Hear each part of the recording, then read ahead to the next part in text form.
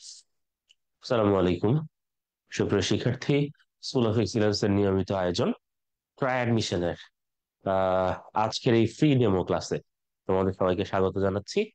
আহ আমরা 25টা টপিক ভিত্তিক ক্লাসে তোমাদেরকে সাধারণ জ্ঞানের গুরুত্বপূর্ণ যে বিষয়গুলো আছে সেগুলো তোমাদেরকে দেখিয়ে দেব। তোমাদেরকে আহ কিভাবে পড়তে হবে, বিশ্ববিদ্যালয়ে ভর্তির জন্য প্রস্তুতি কিভাবে নিতে হবে, এই বিষয়গুলো তোমাদের ধরে ধরে দেখিয়ে দেব। তো আজকে আমাদের যে ক্লাস বা যে সেশন তোমাদের হবে, সেই ক্লাসের টপিক হচ্ছে যে বিশ্বের প্রাচীন যত সভ্যতা, বিশেষ করে এই সভ্যতাগুলোর মধ্যে এশিয়া মহাদেশ কেন্দ্রিক যে সভ্যতাগুলো আছে সেগুলো আমরা আজকের ক্লাসে আলোচনা করার চেষ্টা করব। তাহলে আমরা আলোচনায় চলে যাব। হ্যাঁ, এখানে বিশ্বের প্রাচীন যত সভ্যতা কথা আছে, কথা হচ্ছে সভ্যতা জিনিসটা আসলে কি। সভ্যতা জিনিসটা আসলে কি তোমাদের, যারা তোমরা এই ক্লাসে আছো, জুমে আছো, কেউ একজন একটু মন্তব্য করো তো। কেউ একজন একটু বলো তো সভ্যতা জিনিসটা কি একটু।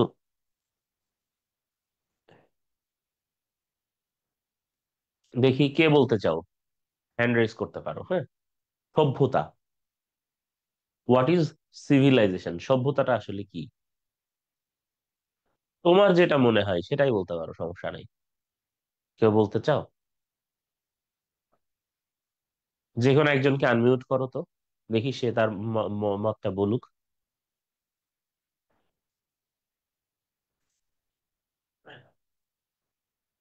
কেউ একজন।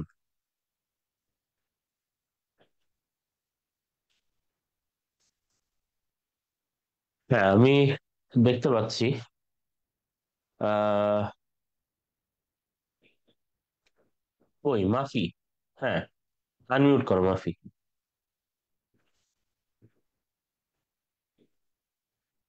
আচ্ছা, মাফি মনে হয় কথা বলতে চায় না নাকি?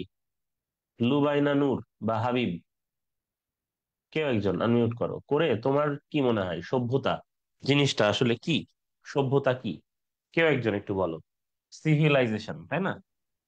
তুমি কি মনে করো কি জিনিসটা কি?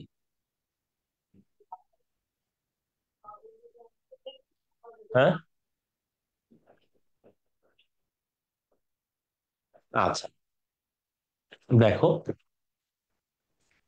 ধরো যে যখন সৃষ্টির আদিকাল, হ্যাঁ, ওই সময় তো মানুষের মধ্যে আসলে সমাজ সামাজিকতার যে বিষয়গুলো বা সমাজে মানুষ যে বসবাস করবে বা দলবদ্ধভাবে বসবাস করবে, এই বিষয়গুলো মানুষের মধ্যে ছিল না। সভ্যতার একদম প্রথম যে বিষয়টা বা একদম প্রথম আবিষ্কার যদি আমরা কোনোটাকে বলি, তাহলে সেটা হচ্ছে আগুন। মানুষ কি করত? মানুষ পশু পাখি শিকার করত, করে তারপরে সেটাকে কাঁচা খাইতো। মাছ মারতো, মেরে সেটাকে কাঁচা খাইতো, ঠিক আছে। মানুষ ফাঁদ বানাইতে পারতো না, শুধু কি করতো বিভিন্ন রকম পশু পাখি, হম, জন্তু জানোয়ার বিভিন্ন ভাবে তারা শিকার করত। অবশ্যই ফাঁদের মাধ্যমে না, কোন রকম শিকার করে ধরে তাবড়ায় মেরে, হ্যাঁ, তারপরে কাঁচা সেগুলোর গোশত খাইতো। ফলমূল কালেকশন করতো, খেয়ে ফেলতো। তাহলে সেটা কোনো রকম প্রসেস বা কোনো রকম আগুনের দিকে মানুষের, আগুন আবিষ্কার মানুষ তখন করতে পারে নাই। সভ্যতার প্রথম আবিষ্কার হচ্ছে আগুন। মানুষ যখন প্রথম আগুন বানাইতে শিখলো, আগুন মানে জ্বালাইতে শিখলো, তখন মানুষ সর্বপ্রথম বুঝলো যে আগুনের কত বড় পাওয়ার। আগুন জ্বালানো থাকলে কোনো হিংস্র পশু পাখি কাছে আসে না। হ্যাঁ, শীতের দিনে গা গরম রাখা যায়, খাবার দাবার ঝোলসে খাওয়া যায়, টেস্টটা বেটার লাগে। তাহলে এই যে আস্তে আস্তে আস্তে আস্তে ক্রম পর্যায়ে বিভিন্ন রকম জিনিস মানুষ, গাছের ছাল বাকল পশু পাখির চামড়া দিয়ে নিজের লজ্জা নিবারণ করা শিখলো। এইগুলা হচ্ছে ধীরে ধীরে মানুষের সভ্যতায় আসা। তাহলে সভ্যতার প্রথম আবিষ্কার আমরা বলছি আগুন, ঠিক আছে।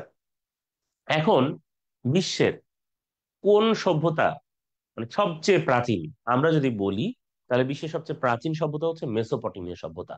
এই মেসোপটেমিয়া সভ্যতার 4টা ক্রম পর্যায়ে আছে, কিন্তু একক সভ্যতা হিসেবে সবচেয়ে প্রাচীন বললে আমাদেরকে বলতে হবে মিশরীয় সভ্যতার কথা। আমরা আমাদের আজকের এই পড়া শুরু করব মিশরীয় সভ্যতা দিয়ে। লক্ষ্য করো যে আমাদের একদম প্রথমে যদি আমরা মিশরীয় সভ্যতা পড়তে যাই, তাহলে আমাদেরকে জানতে হবে যে মিশর, মিশরকে বলা হয় নীল নদের দান। মিশরকে কি বলা হয়? নীল নদের দান বলা হয় একটা দেশকে। একটা নদের দান বলা হচ্ছে। কেন বলা হচ্ছে ভাই?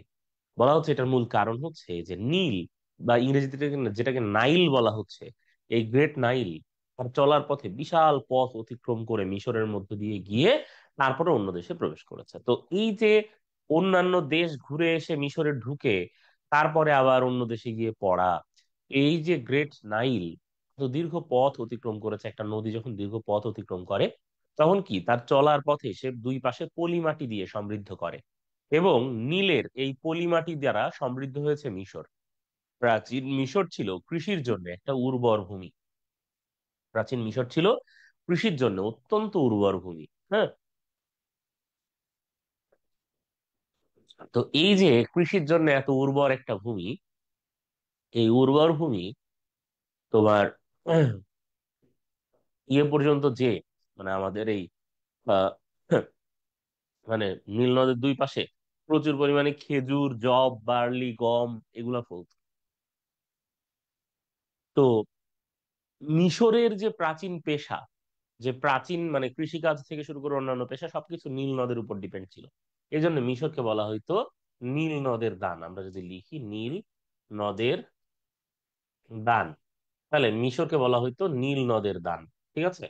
এখন নীল নদের তীরে খ্রিস্টপূর্ব 5000 অব্দে, লক্ষ্য করো, মানে খ্রিস্টেরও জন্ম, যাকে আমরা ঈসা আলাহিসাল্লাম বলি, খ্রিস্টানরা তাকে যীশু খ্রিস্ট বলে। তো এই যীশু খ্রিস্টের জন্মের 5000 বছর আগে মাতৃতান্ত্রিক মিশরীয় সভ্যতা গড়ে ওঠে। এই প্রশ্নটা অনেকবারই আসে যে কোন সভ্যতা মাতৃতান্ত্রিক সভ্যতা? মিশরীয় সভ্যতা হচ্ছে মাতৃতান্ত্রিক সভ্যতা, আমাদেরকে মনে রাখতে হবে। সেকেন্ডলি, মিশরের রাজাদেরকে বলা হয়তো ফারাও। তাহলে ফারাও কারা? ফারাও হচ্ছে মিশরের রাজা বা শাসকরা, যাদেরকে আমরা ফেরাউন বলে জানছি। এই ফারাওরা আবার যখন মরে যাইতো তখন ফারাওদের একটা ধর্মবিশ্বাস ছিল। কি সেই ধর্মবিশ্বাস?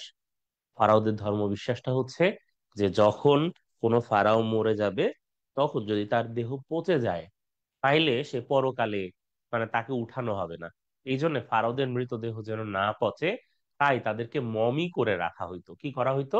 মমি করে রাখা হইতো, মমি।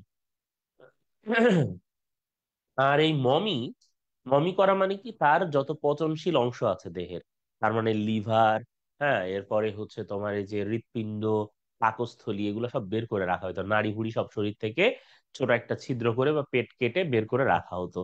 রেখে তারপরে তার শরীরে এক ধরনের রাসায়নিক মেখে তাকে একটা বিশেষ কাপড় দিয়ে পেঁচানো হতো, এবং পেঁচায়ে তারপরে তাকে রাখা হতো। এই বিশেষ কাপড় দিয়ে পেঁচানো যে মৃতদেহ সেটাকে বলে মমি। তাহলে ফারাওদের মৃতদেহ কি করা হতো? মমি করা হতো। করে ফারাওদের যে কবর, সেই কবর গুলোই ছিল পিরামিড। তাহলে পিরামিড বেসিকলি কি? পিরামিড হচ্ছে ভাইয়া মিশরীয় ফারাওদের সমাধি ক্ষেত্র। তাহলে পিরামিড হচ্ছে মিশরের যারা ফারাও, যারা শাসক, তাদের সমাধিক্ষেত্র হচ্ছে কি? পিরামিড। এবং এই ফারাওদের মৃতদেহ পচনের হাত থেকে বাঁচানোর জন্য মমি করে পিরামিডের মধ্যে রাখা হতো। ওকে, এইবার আমরা দেখি যে মিশরীয় সভ্যতার অবদানগুলো কি কি। নর্মালি সভ্যতা থেকে আমাদেরকে কয়েকটা প্রশ্ন পড়তে হয়, তোমরা মনে রাখবা। সভ্যতা থেকে আমাদেরকে পর্যায়ক্রমিক কয়েকটা প্রশ্ন আমাদেরকে পড়তে হয়। কি কি? সভ্যতা কখন গড়ে উঠেছিল, কোথায় গড়ে উঠেছিল? প্রত্যেকটি শব্দ থেকে আমাদের প্রশ্নগুলো জানতে হবে। কি কি? কখন গড়ে উঠেছিল, কোথায় গড়ে উঠেছিল, ঠিক আছে, এবং এই সভ্যতার অবদান কি? সভ্যতার অবদান কি, বা সভ্যতার নিদর্শন কি? ঠিক আছে, তাহলে অবদান, নিদর্শন, কোথায় গড়ে উঠেছিল, কখন গড়ে উঠেছিল। ওকে, তাহলে আমরা মিশরীয় সভ্যতার থেকে এই প্রশ্নগুলো আমরা মোটামুটি জানার চেষ্টা করেছি। এখন মিশরীয় সভ্যতার অবদান বা নিদর্শন আমরা জানবো। মমি তো আমরা জানলাম, মমি হচ্ছে কি? মমি হচ্ছে পচন থেকে বাঁচানোর জন্য বিশেষ ব্যবস্থা। পিরামিড কি? পিরামিড হচ্ছে বেসিক্যালি কবর। হ্যাঁ, পিরামিড হচ্ছে কি? কবর। প্যাপিরাস হচ্ছে কি? এক ধরনের কাগজ। প্যাপিরাস হচ্ছে এক ধরনের কাগজ, যেটা কি নল খাগড়া দিয়ে বানানো হতো। কি দিয়ে? নল খাগড়া দিয়ে বানানো কাগজ। তার মানে বিশেষ উপায়ে নল খাগড়া দিয়ে বানানো কাগজকে বলা হইতো প্যাপিরাস। প্যাপিরাস হচ্ছে মিশরের, প্রাচীন মিশরের লেখালেখি করার খাতা। ঠিক আছে, একটা কাগজ, যে কাগজে লেখালেখি করা হতো। এছাড়া মিশর ছিল কৃষিভিত্তিক সভ্যতা। কাজেই আমি বলেছি নীল নদের দান, নীল নদের মাধ্যমে দুই পাশে প্রচুর পরিমাণে উর্বর জমি থাকার কারণে কৃষি ব্যবস্থাটা মিশরে বিস্তৃতি লাভ করেছিল। তারপরে এরা 24টা আলাদা বর্ণমালা আবিষ্কার করেছিল। এই যে বিশেষ বর্ণমালা, এইগুলোর আবার একটা লিপির নাম ছিল, সেই লিপির নাম হচ্ছে হায়ারোগ্লিফিক লিপি। হায়ারোগ্লিফিক শব্দের অর্থ হচ্ছে পবিত্র লিপি। হায়ারোগ্লিফিক শব্দের অর্থ কি? পবিত্র লিপি। তার মানে এই যে লিপিটাতে যে লেখা হইতো, দেখো এই লিপির একটা অংশ এখানে আছে, এটা প্যাপিরাসের উপর লেখা একটা হায়ারোগ্লিফিক। ঠিক আছে, এবং এইখানে হম এইখানে এইখানে এই হায়ারোগ্লিফিক লিপিতে কাকের ঠ্যাং, বকের ঠ্যাং ইত্যাদি দিয়ে লেখালেখি হইতো। স্পেসিফিক কোনো অক্ষর এখানে ছিল না। এরপরে দেখো স্ফিংস। মিশরের অন্যতম একটা বৈশিষ্ট্য হচ্ছে স্ফিংস। তোমরা একটু তাকাইলে এখানে স্ফিংস দেখতে পাবা। পিরামিডের একদম পাশে দেখো যে মুখটা, চেহারাটা হচ্ছে ফারাওয়ের, কিন্তু বাদ বাকি শরীরের অংশ হচ্ছে কি সিংহের। এইটাকে বলা হয়তো স্ফিংস। তাইলে স্ফিংসের বৈশিষ্ট্য কি? স্ফিংসের বৈশিষ্ট্য হচ্ছে মুখ, মুখ হচ্ছে ফারাও, আর দেহ কি? দেহ হচ্ছে সিংহ। ঠিক আছে, এটা দিয়ে ফারাওদের যে শৌর্যবীর্য আছে সেটা প্রকাশ করত। ঠিক আছে। এরপরে 12 মাসে এক বছর হয় এবং 30 দিনে এক মাস গণনা, যে গণনা রীতিটা, এই গণনা রীতি শুরু করেছিল মিশরীয়রা। তাহলে 30 দিনে মাস, হ্যাঁ, তারপরে হচ্ছে 12 মাসে বছর। এইটা এটা শুরু করছে কারা? গোনা। মিশরীয়রা এই গোনাগুলি শুরু করছে। এরপরে আমরা দেখি মেসোপটেমীয় সভ্যতা। মেসোপটেমীয় সভ্যতা মূলত চারটা পর্যায়ক্রমিক সভ্যতা। কি কি? এক নাম্বার হচ্ছে সুমেরীয়, দুই নাম্বার হচ্ছে ব্যাবিলনীয়, তিন নাম্বার হচ্ছে আসিরীয়, এবং চার নাম্বার হচ্ছে ক্যালদীয়। তাহলে কি কি? আমার সাথে সবাই একবার করে বলো। সুমেরীয়, তারপরে কি? তারপরে হচ্ছে ব্যাবিলনীয়, তারপর হচ্ছে আসিরীয়, তারপর হচ্ছে ক্যালদীয়। সবাই আমার সাথে আবার বলো, সুমেরীয়, ব্যাবিলনীয়, আসিরীয়, ক্যালদীয়। ঠিক আছে। তাইলে এই হচ্ছে চারটা পর্যায়ক্রমিক সভ্যতা মেসোপটেমীয় সভ্যতার। এখন মেসোপটেমিয়া কোন জায়গাকে বলা হচ্ছে? মেসোপটেমীয় সভ্যতা মানে যে সভ্যতাটা মেসোপটেমিয়ায় গড়ে উঠেছিল সেটাই তো মেসোপটেমীয় সভ্যতা, তাই না? তাহলে এই মেসোপটেমিয়া এই জায়গাটা মূলত কোন জায়গা? দেখো বলছে বর্তমান যে ইরাক, সেই ইরাকে আমরা জানি যে দুটো নদী ইরাকের মধ্য দিয়ে বয়ে গেছে।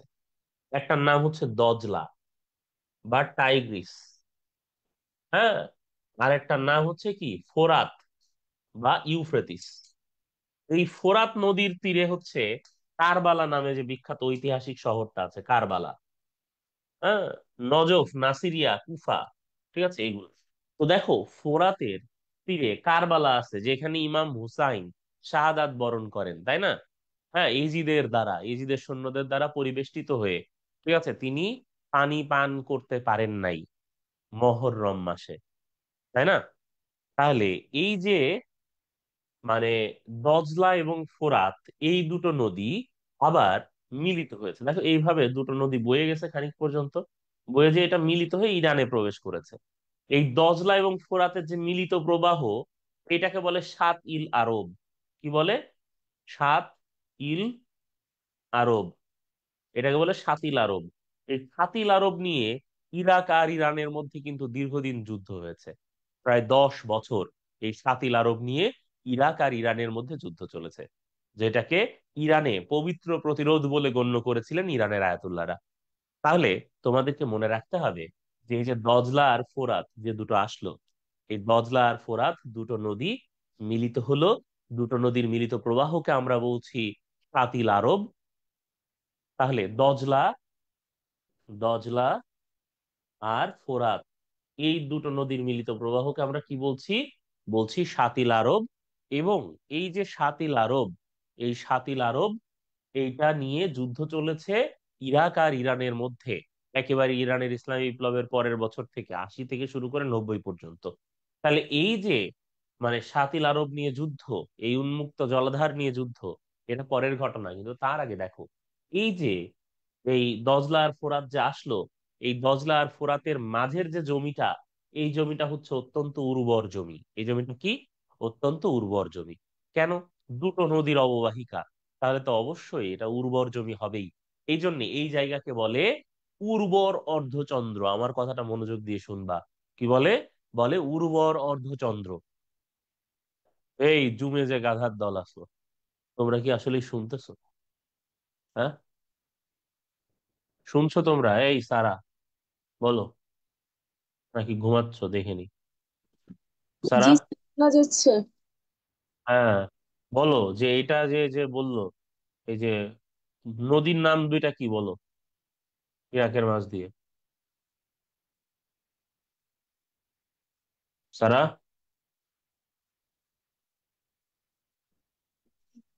স্যার, ইউফ্রেটিস এবং টাইগ্রিস নদী। হ্যাঁ, এখন এই টাইগ্রিস ইউফ্রেটিস বাংলায় কি বলতেছো সারা? ইউফ্রেটিস স্যার ফোরাত, আর টাইগ্রিস হচ্ছে স্যার দজলা। নচলা। এই দুইটা নদীর মিলিত প্রবাহের নাম কি সারা? শাতিল আরব। শাতিল আরব। এই শাতিল আরব নিয়ে যুদ্ধ চলেছিল কোন দুইটা দেশের মধ্যে? ইরান এবং ইরাকের মধ্যে। হ্যাঁ, ইরাক এবং ইরানের মধ্যে। সাবাস সারা, ভেরি গুড। এইভাবে একটু মনোযোগী থাকতে হবে ক্লাসে, ঠিক আছে সবাইকে? ওকে, তাহলে দেখো, এর মাঝে যে ভূমিটা আছে সেটাকে আমরা কি বলছি? এর মাঝে যে ভূমিটা আছে সেটাকে আমরা বলছি ফার্টাইল ক্রিসেন্ট বা উর্বর অর্ধচন্দ্র বলছি। কি বলছি আমরা? উর্বর অর্ধচন্দ্র। এই উর্বর অর্ধচন্দ্রকে কেন্দ্র করে এই চারটা যে সভ্যতা গড়ে উঠেছে, এই চারটা সভ্যতা গড়ে উঠেছিল মূলত এই উর্বর অর্ধচন্দ্র বা ফার্টাইল ক্রিসেন্ট এবং এর আশেপাশের এলাকাকে কেন্দ্র করে। তাহলে চারটা সভ্যতা বর্তমানে মূলত মূলত ইরাকে গড়ে উঠেছিল, ইরাক এবং এর আশেপাশের অঞ্চল নিয়ে গড়ে উঠেছিল এই চারটা পর্যায়ক্রমিক সভ্যতা। তাহলে এই যে সুমেরীয়, ব্যাবিলনীয়, আসিরীয়, ক্যালদীয়। এই জুমের ছেলে পেলেরা সবাই বলছো তো নাকি একবার দুইবার করে মুখে মুখে? আমি আবার বলছি, সবাই বলো, হ্যাঁ। সুমেরীয়, ব্যাবিলনীয়, আসিরীয়, ক্যালদীয়, চারটা সভ্যতা খুবই গুরুত্বপূর্ণ, লক্ষ্য করো। আমরা প্রথম সুমেরীয় সভ্যতাটা একটু লক্ষ্য করব। মেসোপটেমিয়ার সবচেয়ে প্রাচীন সভ্যতা হচ্ছে সুমেরীয় সভ্যতা। সুমেরীয় সভ্যতার অন্যতম অবদান হচ্ছে এই যে একটা লিপি তোমরা দেখতেছো, এই লিপির নাম হইতেছে গিয়া কিউনিফর্ম। এই কিউনিফর্মের আলাদা আলাদা অক্ষর ছিল। এই যে দেখো, এখানে A B C D E F G H I J K L M N এর মতো দেখা যাচ্ছে। এটা কি? এটা হচ্ছে এ, এটা বি, এটা সি, এটা ডি, হ্যাঁ, এটা ই, এটা এফ, হ্যাঁ। এটাই মনে হতো জি এইচ আছে আর কি, এই যে I J K L M N. হ্যাঁ, এরকম দেখো, এইগুলাই কিন্তু পরবর্তীতে আসছে। হ্যাঁ। তো এই যে এই যে একটা বর্ণলিপি, যেগুলার অক্ষরগুলো হচ্ছে পেরেক বা কিলোক আকৃতির, ঠিক আছে, এই অক্ষর রীতি হচ্ছে কিউনিফর্ম। এইটাই প্রথম বিশ্বের অক্ষর ভিত্তিক বর্ণলিপি। তাহলে যদি প্রশ্ন আসে পৃথিবীর প্রথম অক্ষর ভিত্তিক বর্ণলিপি কোন সভ্যতার অবদান, বা কিউনিফর্ম কোন সভ্যতার অবদান, বা প্রথম অক্ষরভিত্তিক বর্ণলিপির নাম কি, তাহলে আশা করি যে তোমরা এগুলোর উত্তর দিতে পারবা। তাই পারবা তো নাকি? হ্যাঁ, এই ফেসবুকে যারা আছো, কি অবস্থা তোমাদের? হ্যাঁ, আমার তো মনে হচ্ছে যে তোমরা আসলে পারবা না শেষ পর্যন্ত, ঠিক আছে, উত্তর উত্তর দিতে।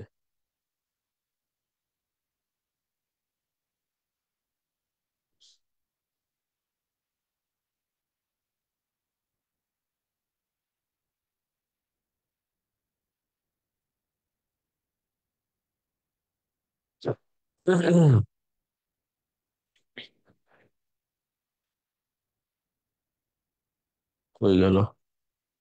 আরে ফেসবুক কই? ফোনে তো ফেসবুকই খুঁজে পাই না। যে যে একটু তোমাদের ইয়ে দেখবো, এটাও তো ধরো দেখতে পারতেছি না। ওকে, ঠিক আছে। হ্যাঁ, না দেখতেছো অনেকেই, বুঝলাম। ওকে, ঠিক আছে, তাইলে আমরা পরের পড়ানোতে চলে যাই।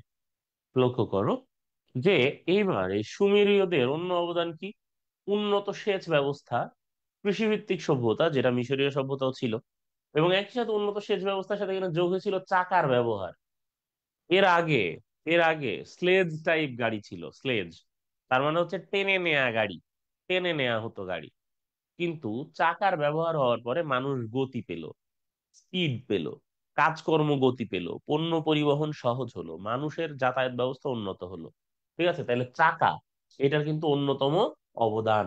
এছাড়া দেখো, জল ঘড়ি এবং চন্দ্রপঞ্জিকা, চাঁদ দেখে পঞ্জিকা ক্যালেন্ডার নির্ণয় করা, এবং জল ঘড়ি, হ্যাঁ, সময় নির্ণয় করার জন্য ঘড়ি, এইটা কিন্তু এই সভ্যতা মানে সুমেরীয় সভ্যতার অবদান। এরপরে আমরা লক্ষ্য করি ব্যাবিলনীয় সভ্যতা।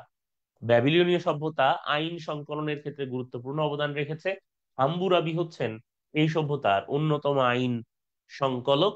তিনি আইনগুলো সংকলন করেছিলেন, এবং অ্যামোরাইট নামে একটা জাতি এই ব্যাবিলনীয় সভ্যতা গড়ে তুলেছিল। এদের প্রাচীন মহাকাব্যের নাম ছিল গিলগামেশ।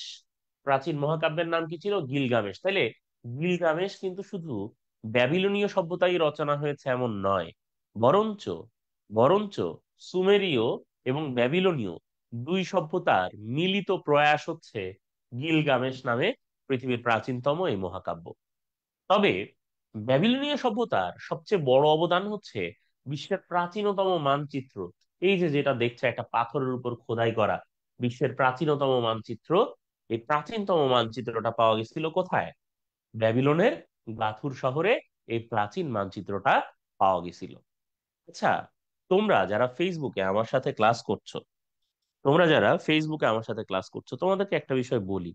আমি যে ভাই তোমাদেরকে বলি না যে ভাইয়া তোমরা এখনই কমেন্ট করে জানাও, 200 কমেন্ট না হওয়া পর্যন্ত আমি ক্লাস করাবো না, হ্যাঁ, তারপরে 500 600 কমেন্ট না হলে আজকে আমি গোসল করব না।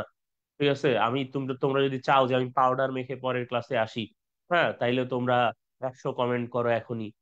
এই ধরনের কথাবার্তা যে আমরা বলি না, এই কারণেই কি তোমরা আমাদের মানে লাইভে তোমাদের বন্ধু বান্ধবকে মেনশন দাও না, তোমরা কমেন্ট করো না, ঠিকঠাক লাইক দাও না? হ্যাঁ, মানে এই এই জন্যই কি, নাকি আমাদের ক্লাস স্ট্যান্ডার্ড হয় না? মানে আসলে তোমরা কেন এই ব্যাপারগুলো ফিল করো? একটু এইটা অন্তত একটু কমেন্টে বা আমার ইনবক্সে বা আমাদের কোম্পানির যে মানে আমাদের স্কুল অফ এক্সিলেন্সের যে ইনবক্স আছে সেখানে তোমরা একটু জানাবা। হ্যাঁ, যে আসলে আমাদের এন্ড থেকে তোমরা ঠিক কি ঘাটতি মনে করো। ঠিক আছে, কেন মানে তোমরা তোমাদের বন্ধু বান্ধবকে আমাদের ক্লাসে মেনশন করো না? মানে আমরা বলি না দেখে করো না, নাকি আমাদের ক্লাসের স্ট্যান্ডার্ড ঠিক নাই দেখে করো না? কি প্রবলেম? একটা ক্লাস যদি ফ্রি হয় তোমাদের উচিত না যে সেখানে, বা তোমাদের রেসপন্সিবিলিটি একটা তো থাকে যে সেখানে আরো তোমার বন্ধু বান্ধব বা আরো যারা আছে, একটা ভালো ক্লাস যদি হয় সেখানে তাকে মেনশন করা, তাকে বলা, তার সাথে শেয়ার করা। ঠিক আছে, কারণ জ্ঞান তো শেয়ার করলে কমে না ভাই, বাড়ে। ঠিক আছে, দুঃখ শেয়ার করলে কমে যায়। হ্যাঁ, ভালো জিনিস শেয়ার করলে বাড়ে, বুঝছো, আনন্দ শেয়ার করলে বাড়ে। ব্যাপার আছে। ওকে, তো যা বলছিলাম, দেখো, এই ব্যাবিলনের গাথুর শহরে এই প্রাচীনতম মানচিত্রটা পাওয়া যায়, খুবই গুরুত্বপূর্ণ তথ্য একটা। এবার লক্ষ্য করো যে আশিরীয় সভ্যতা। আশিরীয় সভ্যতা ছিল সমর বিদ্যা মানে মারামারিতে পারদর্শী। তোমরা দেখো, এইখানে যে চারটা মানুষের ছবি তোমরা দেখতেছো, দেখো এই চারটা মানুষ সবাই রেডি হয়ে আছে। তাদের হাতে ব্রাহ্মণবাড়িয়ার মানুষের মতো অস্ত্রশস্ত্র। ব্রাহ্মণবাড়িয়ার মানুষজন যেমন ঢাল, তলোয়ার, সড়কি, বল্লম, হ্যাঁ, টেটা ইত্যাদি নিয়ে যুদ্ধ করতে নামে। ঠিক আছে, এক পক্ষ আরেক পক্ষের হুতায় ফেলায়, হ্যাঁ, পায়ের গোড়ালি কেটে নেয়, হ্যাঁ, তারপরে এই যে তুচ্ছাতি তুচ্ছ কারণে টেটা মাইরা দেয়, মুখের এক পাশ দিয়ে ঢুকে আরেক পাশ দিয়ে বাইরে হয়ে যায়। তোমরা দেখছো এই টাইপের ছবি। এই টাইপের লোকজন ছিল এই আশিরীয় সভ্যতার লোকজন। মানে এরাও এরকম চেতা পাবলিক ছিল। ঠিক আছে, খুবই চেতা, ভেরি হট, বুঝছো? তো এই যে হট পাবলিক যারা, মানে মাথা গরম লোকজন, হেড হট বয়েজ, ঠিক আছে, এরা কি করলো? এরা ছিল সমর বিদ্যায় পারদর্শী, প্রচুর মারামারি করতো। এবং দেখো, পৃথিবীকে অক্ষাংশ আর দ্রাঘিমাংশ দুটো ভাগে এরা বিভক্ত করতে পেরেছিল। তার মানে এরা বৃত্তকে 360 ডিগ্রিতে ভাগ করতে পেরেছিল। আর বৃত্তকে 360 ডিগ্রিতে ভাগ করতে পেরেছিল বলে এরা পৃথিবীকে অক্ষাংশ আর দ্রাঘিমাংশে এরা ভাগ করতে পেরেছিল। এইবার এরাই সর্বপ্রথম লোহার অস্ত্র ব্যবহার করে। এর আগে সর্বোচ্চ ব্রোঞ্জ ট্রোঞ্জ এগুলার অস্ত্র, আরো নরম ধাতুর অস্ত্র ব্যবহৃত হতো, কিন্তু এরাই সর্বপ্রথম লোহার অস্ত্র ব্যবহার করে। এবং এরা ছিল সমরবিদ্যায় অত্যন্ত পারদর্শী। হ্যাঁ, এরা হচ্ছে অক্ষাংশ দ্রাঘিমাংশ বিভক্ত করে, বৃত্তকে 360 ডিগ্রিতে ভাগ করে, এবং লোহার অস্ত্র এরা ব্যবহার করতে পারে। কারা? আশিরীয়রা।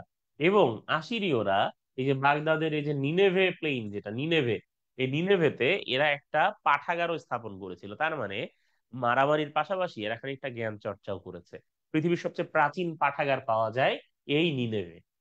ঠিক আছে, ইরাকের যে মসুল আছে, মসুলের কাছে যে নিনেভে আছে সেইখানে। এবার দেখো ক্যালডিও সভ্যতা, ক্যালডিওর সাথে ক্যালেন্ডারের একটা মিল আছে না? কাজেই ক্যালডিওরাই সর্বপ্রথম ক্যালেন্ডার তৈরি করে। এরাই 7 দিনে সপ্তাহ, প্রতিদিনকে 12 জোড়া ঘন্টা মানে 24 ঘন্টায় এরা ভাগ করে। এবং ব্যাবিলনের যে শূন্য উদ্যান, তার মানে একটা বিশাল প্রাসাদ, সেই প্রাসাদের দেয়ালে দেয়ালে বিভিন্ন জাতের গাছ লাগানো, এই যে যে ছবিটা তোমরা দেখছো এটাকে বলা হয় ব্যাবিলনের শূন্য উদ্যান। এবং এই এই ব্যাবিলনের শূন্য উদ্যান তৈরি করেছিলেন ক্যালদীয় সভ্যতার স্থপতি সম্রাট নেবুচাঁদ নেজার। তাহলে সম্রাট নেবুচাঁদ নেজার ক্যালদীয় সভ্যতার স্থপতি ছিলেন। তিনি তিনি এই ব্যাবিলনের শূন্য উদ্যান তৈরি করেছিলেন, যেটা বাগদাদে অবস্থিত। নতুন ব্যাবিলনীয় সভ্যতা নামে এটা পরিচিত, নতুন ব্যাবিলনীয় সভ্যতা নামে এটা পরিচিত। ওকে, এরপরে আমরা দেখি সিন্ধু সভ্যতা। একদম আমাদের বাড়ির কাছের সভ্যতা হচ্ছে সিন্ধু সভ্যতা। একদম বাড়ির কাছের সভ্যতা হচ্ছে সিন্ধু সভ্যতা, লক্ষ্য করো। হ্যাঁ, লক্ষ্য করো যে সিন্ধু নদীর তীরে ব্রোঞ্জ যুগে দ্রাবিড়গণ হরপ্পা এবং মহেঞ্জোদারো নামে দুটো নগরী তারা গড়ে তুলেছিলেন। হরপ্পা নগরীটি গড়ে উঠেছিল সিন্ধুর উপনদী রাভি নদীর তীরে। হ্যাঁ, আর মহেঞ্জোদারো এটা পাওয়া গেছে হচ্ছে কোথায়, পাকিস্তানের লারকানা জেলায়। এই সভ্যতার বৈশিষ্ট্য কি কি? এরা ছিল কৃষিকাজে পারদর্শী। 270 ধরনের শিলালিপি পাওয়া গেছে। প্রশ্ন আসে, কত ধরনের শিলালিপি এখানে এই সভ্যতার এখানে পাওয়া গেছে? 70 ধরনের, মানে 270 ধরনের শিলালিপি এই সভ্যতার এখানে পাওয়া গেছে। একই সাথে পরিকল্পিত নগর ব্যবস্থা ছিল। পরিকল্পিত নগর ব্যবস্থা মানে কি ভাই? পরিকল্পিত নগর ব্যবস্থা মানে হচ্ছে 3টা স্টেপে, 3টা আলাদা আলাদা ধাপে নগর ভাগ করা থাকবে, শহর ভাগ করা থাকবে। সবচেয়ে উঁচু অংশে বসবাস করবে কারা? যারা সমাজের উচ্চবিত্ত বা উঁচু বংশমর্যাদার অধিকারী মানুষ, যারা উঁচু পেশার অধিকারী মানুষ, তারা বসবাস করবে সবচেয়ে উঁচু জায়গায়। মাঝামাঝি জায়গায় বসবাস করবে যারা ব্যবসায়ী আছে, হ্যাঁ তারা। আর একদম নিচু অংশে যেখানে পানি জমে থাকে, ড্রেইন, নর্দমা, সেখানে বসবাস করবে যারা সমাজের নিচু অংশের মানুষ, তার মানে ডোম, হ্যাঁ, চন্ডাল, কৃষক, এরা মানে যারা আছে, যাদের আয় রোজগার কম, তারা নিচু জায়গায় বসবাস করবে। এই সভ্যতাই সর্বপ্রথম বাটখারা বা পরিমাপ পদ্ধতির প্রচলন হয়। Very very important. দেখো সিন্ধু সভ্যতার একটা বাটখারা এখানে ছবি দেয়া আছে। এই সভ্যতাতেই সর্বপ্রথম কি করা হয়, এই বাটখারা পদ্ধতির প্রচলন করা হয়। তাহলে এশিয়ার মূল সভ্যতা ছিল মোটামুটি এগুলোই। এছাড়া ফিনিশীয় সভ্যতা নামে আরেকটা সভ্যতা আমি তোমাদেরকে দেখাবো। লেবানন পর্বত এবং ভূমধ্যসাগরের মধ্যবর্তী অঞ্চলে এই সভ্যতা গড়ে উঠেছিল। এক পাশে লেবানন পর্বত, আর এক পাশে হচ্ছে ভূমধ্যসাগর, মাঝে হচ্ছে ফিনিশীয় সভ্যতা।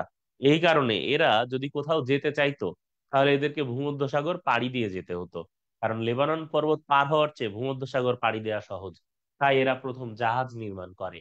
এবং জাহাজ নির্মাণের পাশাপাশি এরাই প্রথম ব্যঞ্জন বর্ণের আবিষ্কার এবং ব্যবহার করে।